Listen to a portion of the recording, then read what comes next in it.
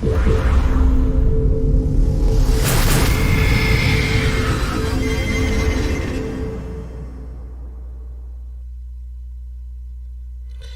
evening, and this is a special report about the upcoming elections for Senate in Georgia.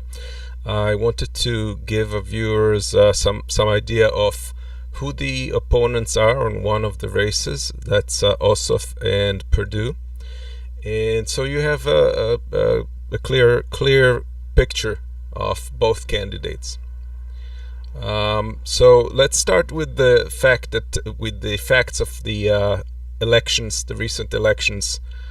So basically, on November 3rd, the Senate seat was not completely won because the winner, David Perdue, did not receive 50% or more of the vote. So that means that the whole election goes into a runoff election, and it is going to be determined in January. As you can see, the difference between the two candidates is not very big. It's a couple of percentage points, and that is after a long period of time where Ossoff was gradually closing in on the gap. If that tendency continues, if that trend continues, Ossoff may win the elections in January. Again, the elections are January 5th, and that's for both seats. For the seat that Ossoff is running for against Perdue, and the one that Warnock is running against Loeffler. Basically, why is that? Why are those seats so important? You can see that the Senate, after the last elections, is divided. You have 50 Republicans and you have 46 Democrats at the moment. If those two senators win, they will close in to 48 versus 50. There are a couple of independents that caucus with Democrats, meaning they usually vote alongside with Democrats. So if that happens, you would have a 50-50 distribution of the Senate if both Senates go to Democrats. And in that case, the tiebreaker would be the vice president. So you can see how important that is from the perspective of Democrats not having to rely on Republicans, and with the bitter history of McConnell blocking any legislation during the Obama era, I don't see much reason to think that he would not do the same. We would end up having a very difficult period where everything would stagnate, and the attempt would be to overthrow the Democrats in the upcoming elections on basis of inaction. So what do we know about John Ossoff? Well, he hasn't really been he has not been elected so far. He has run previously for the 6th congressional district in Georgia, but he has lost that race. All we know is about his previous occupations and general information. So basically, we know that he has grown up in Atlanta. Is a native of Atlanta, Georgia, and as a teen he's worked for the Representative John Lewis, which affected him very greatly. He finished a Bachelor of Science degree in Georgetown and a Master's degree in London School of Economics. He's he was a managing director and investigative journalist for Insight TWI, which was a London-based production company focused on exposures of corruption around the world. And he's done a documentary for them. He's worked for them for a while. He's also worked as a national security staffer and aide to Representative Hank Johnson, and he had security clearance for about half a year. In 2017, he ran for the 6th Congressional District in Georgia, and he lost for 4 percentage points to Handel, even though he outspent her. So this is what we know in terms of his general information. Now, I wanted to give you an idea of what are the policies or positions that he has expressed, since we don't have policies that he's done up to now. So basically, here's a quick round that Axios did with him regarding general questions, and you will see why I do not consider him progressive as such. People want to know what kind of person they're voting for, but I think they also want to know what policies that person supports, what you would do, what you would vote for if you were elected. Let me just do a speed round with you, Okay. if I can. Do you support the Green New Deal? No. Do you support Medicare for all? No. Do you support DC statehood? Yes. Do you support Puerto Rican statehood? Yes. Do you support defunding the police? No. Do you support abolishing ICE? No. Do you support expanding the Supreme Court? No. Do you support ending the filibuster? Maybe. Okay, tell me more. It's not just a question of yes or no filibuster. What I will consider is the implications in the long run when the shoe is on the other foot.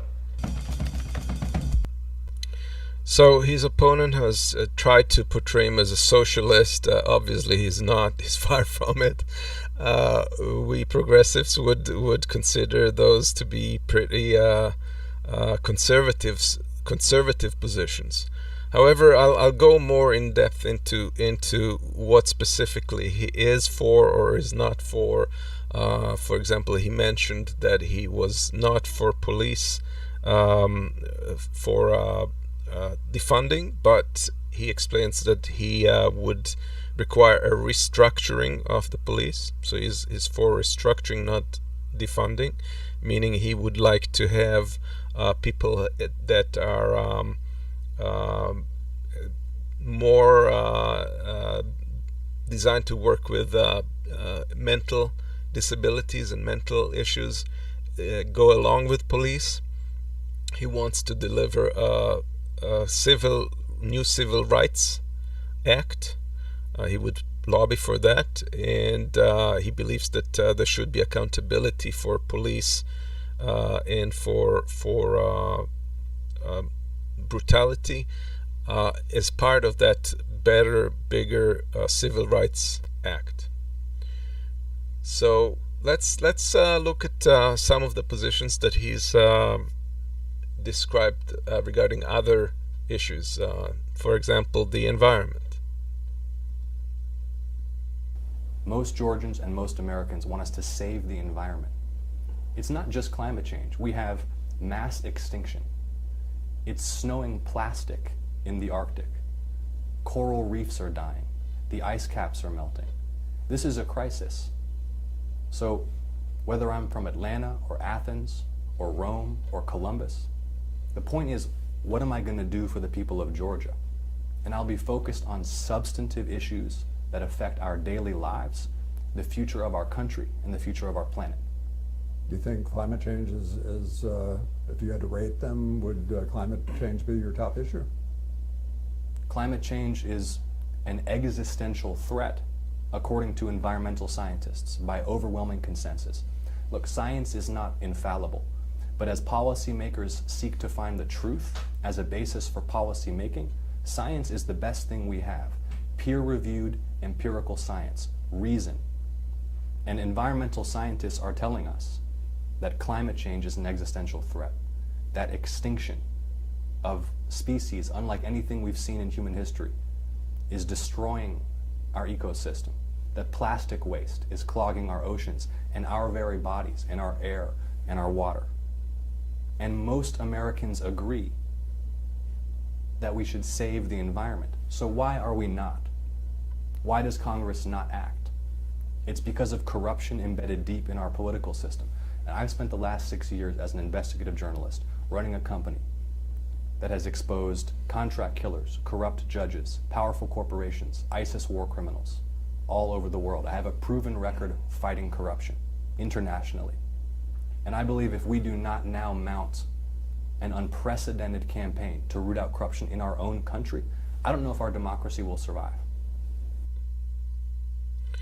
So he clearly understands the problem at hand. He believes in science. He understands that corruption and money in politics is the culprit.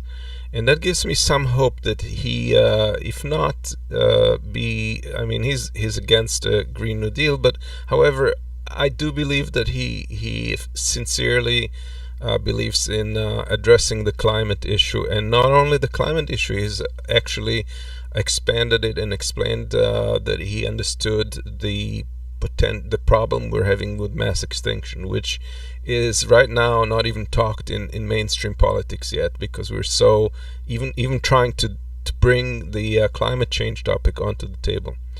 So that gives me a little hope. I think that's kind of encouraging, even if he's not fully for a Green New Deal. Let's see what he's talking about in terms of police brutality.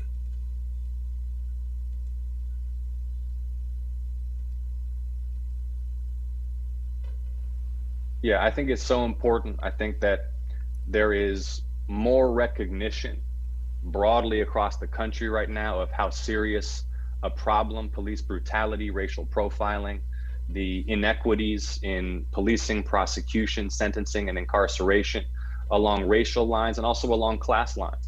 Mm-hmm. And that's why I will champion in the Senate a new Civil Rights Act, mm-hmm.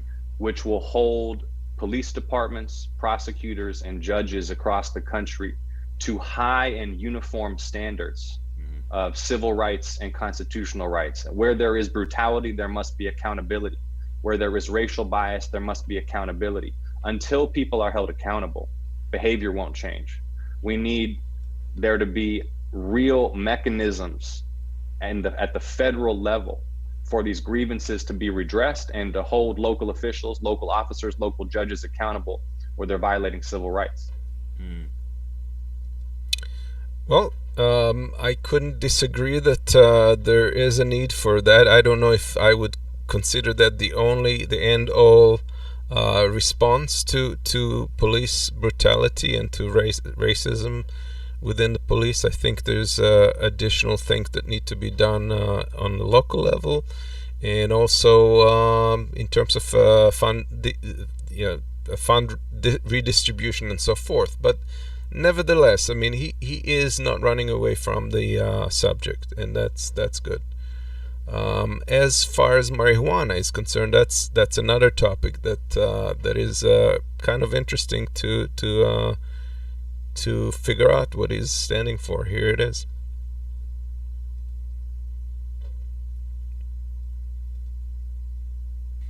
Yeah, I'm not just for decriminalization. I'm for outright legalization of cannabis nationally. I think that the prohibition of this substance is irrational. I think that it's, as you pointed out, also a deep injustice that there are people getting wealthy in the legal cannabis industry while other folks are sitting in prison for cannabis related offenses. I think that whether you smoke or not should be up to you. I don't encourage it, but I don't encourage heavy drinking either. And alcohol is a legal substance. We're responsible for our own health. Right.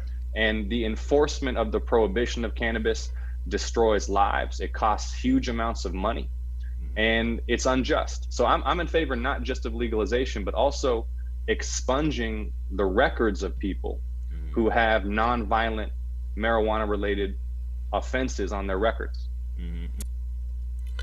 As a progressive with libertarian leanings, I kind of agree with that, and I think that a lot of our libertarian viewers would agree with that as well.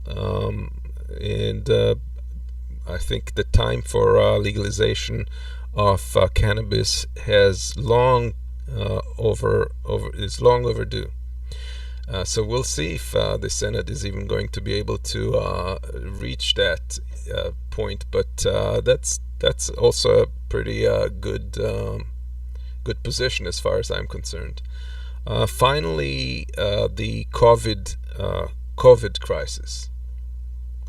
And this is an interesting area because aside from criticizing the this government, what does he stand for? There's a lot of discussion of what's happening to common folks, and he's addressing that here. Yeah, starting in January, God willing, with Donald Trump out the White House and a new Senate, we're going to have to rebuild. And we are still going to be in the midst of this crisis. It's unlikely we're going to have a vaccine by then. Right. And we're seeing at all levels, the federal level, the state level, a really incompetent response that's not taking the advice of public health experts. It's so political. It's so much short-term thinking. And it's self-destructive for these folks because the people can see that they're not up to it and that there is so much more suffering and infection and death and unemployment and eviction and foreclosure and bankruptcy than there needs to be. But what I'm about right now is, first of all, getting more direct help to people. We have seen trillions of dollars flow overnight virtually to Wall Street investment banks, to some of the largest corporations in America. My opponent, Senator David Perdue, opposed even a single $1,200 stimulus check for ordinary people. Wow. I think we need more direct help for ordinary people. I think we need to recognize that the huge race and class disparities in infection and death from this disease reflect deep underlying inequality in our healthcare system that demands that we expand Medicaid, that we understand and recognize that human health is a human right. It's not something that should be reserved just for those who have the resources and the flexibility to get the best insurance on the private market. Right. We need to make sure that people have more options, more choices, that there's a break in the link between health and wealth. So that is very refreshing to hear. There's definitely a compassionate approach there to all the people who are suffering under COVID. He's running against a Republican who is actually voted against the $1,200 check that was eventually dispersed. The contrast couldn't be any wider in this regard. He really would press to help common folk, people who are losing their homes and so far, while Perdue is actively trying to stop that from happening. So who is Perdue? Who do we know anything about Perdue? Well, we do know he's been in office. He's also had a wide public exposure through his businesses. He's a businessman. So let's look at who he is. Well, so he's basically also a native of Macon, Georgia. He was helped into the Air Force Academy by Representative Jack Brinkley, but he dropped out. Then he completed a BA in Georgia Tech. To mention his first cousin is U.S. Secretary of Agriculture Sonny Perdue, and that has a significant we'll touch up on later on in terms of his businesses and his influence. He worked in a managerial position for Sara Lee Corporation, Hager Clothing, Reebok, Pillow Text, and Dollar General. From Reebok on, he used to be in the CEO position. We know that he has then moved to his political campaigning. He ran for Senate in 2014 and he won.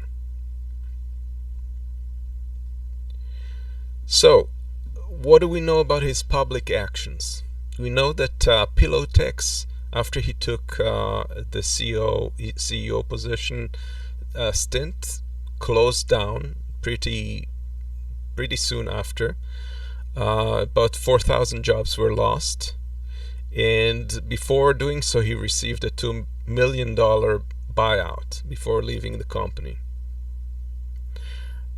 What's interesting to note here is that he hasn't shown up at the company almost the entire period of time that he was a CEO, and that caused a very low morale at the workplace, because it seemed like he was giving up on the company. And this is something that repeats itself also in his Senate position, because he has not held any town hall meetings in the period that he's been senator. We know that he did business with Sonny Perdue, his first cousin, to profit off of a port transloading service which they provided while he was director of the Georgia Port Authority. So there's a conflict of interest there, and that is very unfortunate. But it's not a singular event in his political career, as we will see. In 2014, he paid a penalty for campaign finance violation after accepting hundreds of thousands of dollars in prohibited contributions and donations that exceeded legal limits. So if basically every donation is limited to $2,000, if you go over that, basically they're not allowed to accept your donation, and his campaign has. And he had to pay, I believe, $30,000 back as penalty. In 2017, he used his position on the Senate Banking Committee to try and demolish the protections provided by Consumer Financial Protection Bureau, which was restricting the prepaid credit card industry from harming folks that they were holding these type of credit cards. He wasn't able to roll it completely back, but he did affect or narrowed the scope of these restrictions, and he profited from that as well. He invested in a company called First Data at the same time, which was a prepaid credit card company during these attempts to demolish that law, and he has made a bundle on that. In 2014, we know that he paid penalty for the campaign finance reform. I think that we covered that. And also we know that he profited on selling and buying stocks based on inside information while lying to the public about the severity of COVID and what was expected to come. He was privy of discussions in the government, in the administration, about what was to come, and he repeatedly claimed that it was nothing but a flu, even at the point where there were 80,000, I believe it was March or May, in May, 80,000 people passed away from corona, while on average people who die from the flu are about 40,000 a year. So even at that point, the death toll was twice what it was from the flu, and he insisted that it was just nothing but the flu. Meanwhile, he sold all his casino stocks, and he bought 3M or DuPont stocks that were related to mask manufacturing. So he has worried about making a bundle again, profiting himself versus the public good. Other criticism that are launched at him, that he made an attempt to address he didn't make any attempt to address Georgia's greatest maternal mortality. It's the greatest rate in the country, and he has done nothing to address that. He held no town hall for the last 4 years, as we discussed, and he avoided the last debate with Ossoff, he basically canceled out of the debate, not willing to confront him any longer. He insistently tried to reinstate the existing conditions clause into the health insurance policies. In other words, if you remember, prior to Obamacare, if you had a pre-existing condition, you could not, it would be excluded from any new coverage of healthcare, and he wanted to restore that situation. I believe he repeatedly did it about 4 times. He joined the lawsuit on that, and he's never answered why he has done that. So let's look at the clip here that I think a lot of you may have seen, because it's been an excerpt that received a lot of viewing of a piece of the debate where he confronted Perdue in person. It's not just that you're a crook, Senator.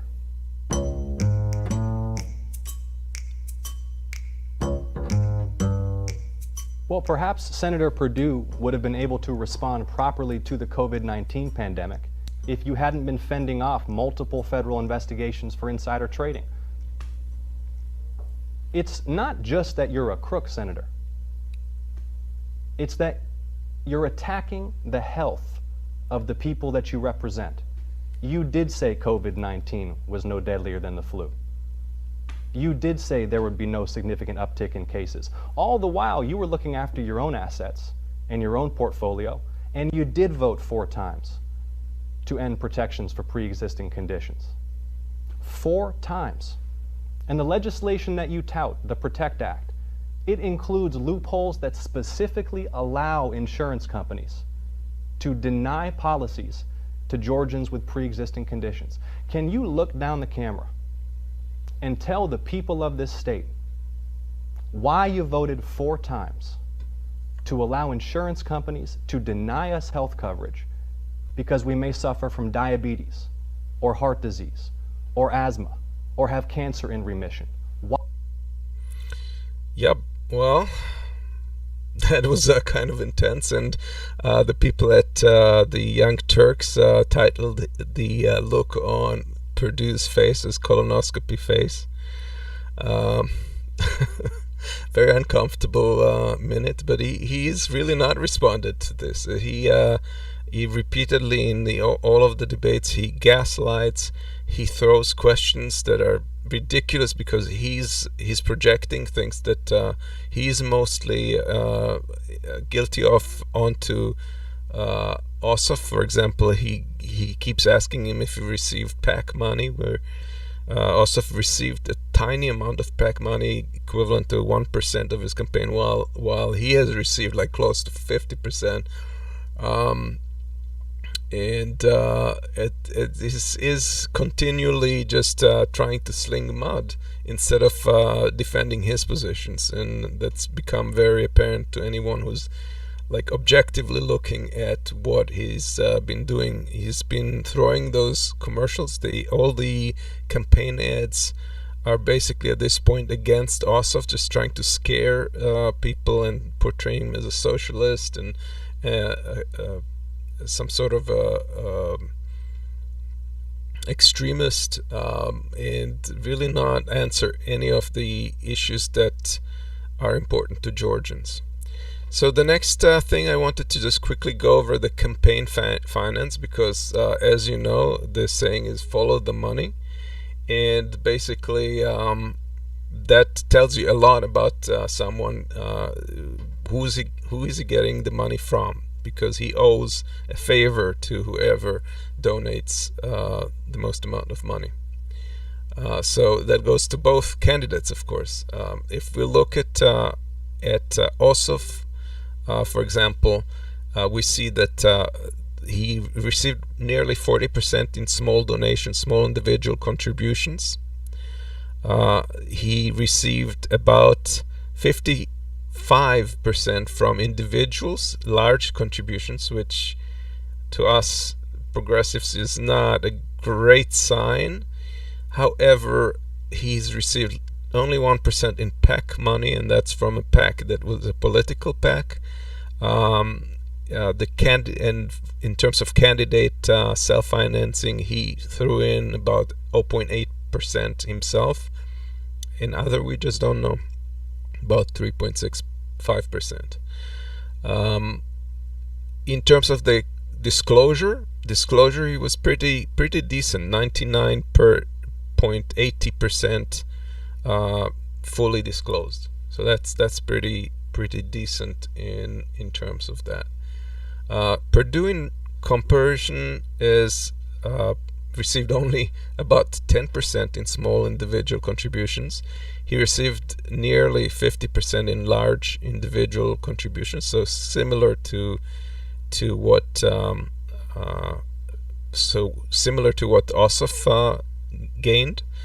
And PAC contribution, sorry, I said before it was 50%, it's 15%, about close to 16% was PAC contribution compared to the 1% of Ossoff's.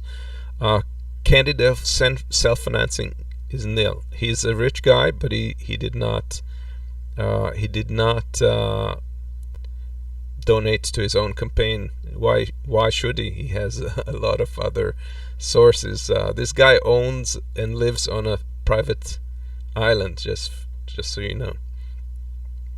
In terms of the disclosure, his disclosure is 86%. So we may not know what the rest, how accurate this is. It's not complete, but this is as far as we'll get. In terms of the business, we can see that Perdue received most of the business donations by a lot. And in terms of labor, there was a little bit, but that Ossoff got, but ideological, there's a big difference between the ideological contributions that Perdue got and Ossoff.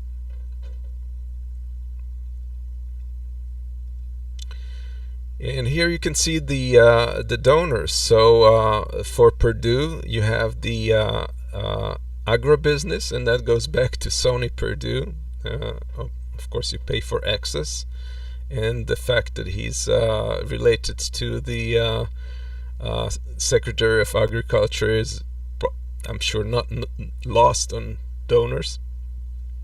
You have communication and electronics, which is a big part for Ossoff. Actually, Ossoff got the majority of communication and electronic companies. Construction, you have again twice or three times as much on the side of Perdue as opposed to Ossoff. Defense, again Perdue.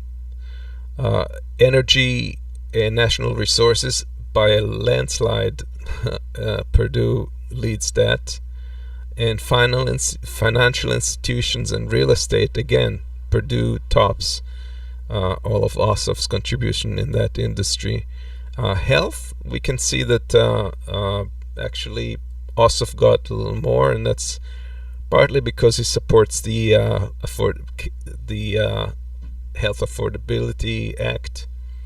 He supports Obamacare, or some version of its expansion. Lawyers and lobbyists, Ossoff got most of them. Transportation, Perdue. And you can see the rest of them. Ideological single issues, by far Ossoff took. So that gives you some idea of where the money comes from and who these people are accountable for. Again, the industries that supported John Ossoff, all the industries that supported above 500, about 500,000 are here, and you can see that the part of it is from the party. A lot of retired people, education, lawyers, security and investment, human rights, health professionals, and the internet. Perdue, on the other hand, his top donors were retired, real estate, security and investment again, Republican conservatives, that's the party, insurance, the insurance industry, leadership PACs, again PACs, lawyers and law firms, and miscellaneous finance industry contributors. Well, so basically, what's the conclusion here? And basically, we can definitely conclude that Perdue has done a lot to enrich himself. What he has done for the state is questionable. I'm not sure if many can point to anything that he's advanced in Georgia during his period of time, but it's definitely clear that he's made a fortune during that time. While for progressives, Ossoff is not a progressive, his main positions are ingestible by progressives. In other words, I think if I was in Congress, I could work with that. I think it's possible to work around these positions. They're not far off, and they're not bought off. So he basically very much mirrors Biden's points of view.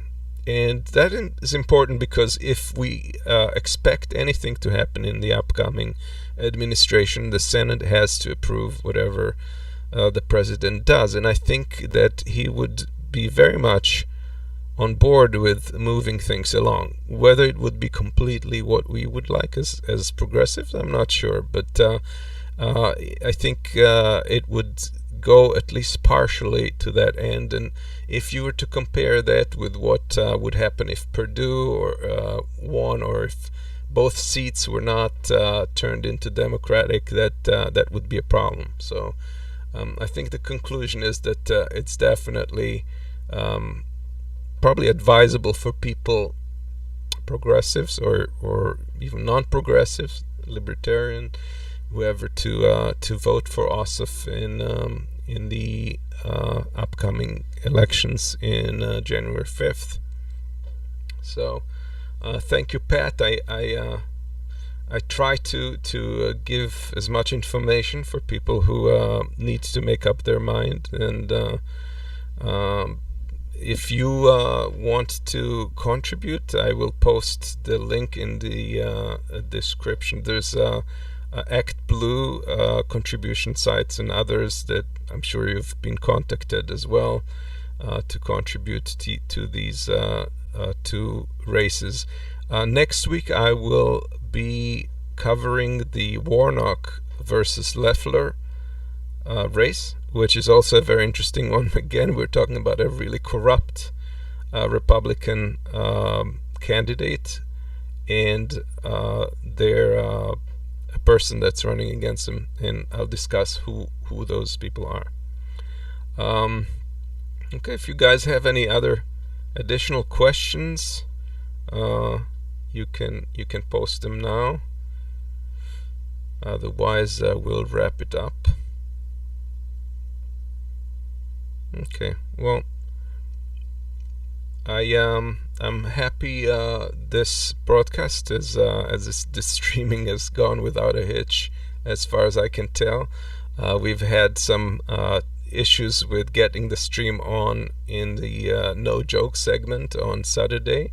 The last couple of weeks we've worked on that. Hopefully that's not going to reoccur, and I hope you guys will join us on Saturday at 1 p.m. Eastern Time to review this week and see what's going on. Okay, guys, thanks, and see you soon.